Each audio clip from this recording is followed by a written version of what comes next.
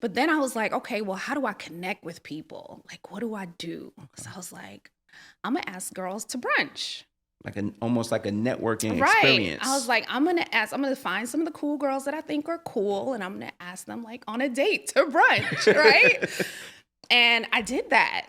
And it worked. Like girls be like, yeah, you want to go to brunch? Sure. Like I look up the place, we meet, we hang out, you have a good vibe. Okay, we do it again next weekend or invite more people. And it just became a thing. So I mean, your initial goal was just to create new friendships out of it. Absolutely. I mean, absolutely. Was there a part of it where you're just like you wanted to also network to figure out like what field you wanted to go into next, or not even? No, I just wanted to stop flying out of town to visit my friends, spending my money. It's made some new friends. And I wanted to make friends here in New York City where I was able to like do things, because New York is an awesome city, right? Yeah. We know that.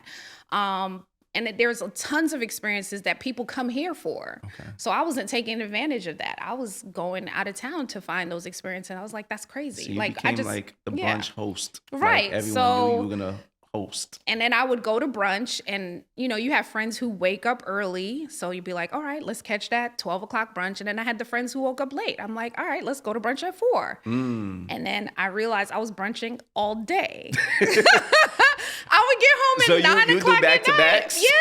I would have like 3 brunches in a day. People be like, what are you doing? How many waffles you going to eat? Yo, and I'm just like, let me get a salad, or, you know, so you're playing smart. Yeah, I'll be salad. Okay, let me get something heavy at the nighttime. But it was literally turned into something that I was doing all day long because I was trying to connect with people. And I love brunch, but I've never brunched that much. I'm brunch marathon. Like, what?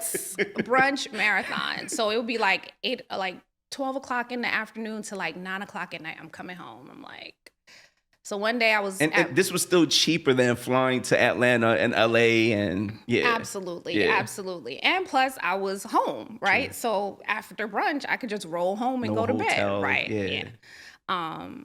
And one day I was coming home, and my friend was like, girl, where you coming from? And I was like, brunch. And she was like, it's 8 o'clock at night. And I was like, I know. She was like, you're a Brunchnista. And I was like, ooh. I like it. I'm going with it. And then it became a thing where people would be like, yo, Michelle, we want to go to brunch. Where should we go? And I'm like, oh, yeah, this spot I went to was fire. So you're the local expert. And it just, like, because I was going out all the time, 3 brunches a day. Of course, I knew what the hot places were.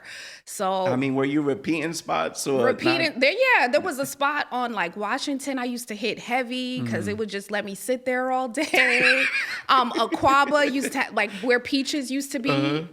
Peaches... Where Peaches is now, they used to have a spot there. I used to hit there heavy and sit there all day sometime. How long did it take you until you're like, I got to trademark this? I got to turn this into actual Oh my goodness, years. More. Really? Yeah, it took a while because I wasn't thinking of it as a business. I was thinking of it as a thing that I did. Yeah. You know, but I was always influencer adjacent. Like when the influencer culture started to come up, I had a lot of friends who were doing amazing things. Wow. Renee Blewett, who's a good friend of mine, she did that podcast and the movie that was on Netflix. Yeah. So I was always around people like that. Did you meet her during brunch? Or?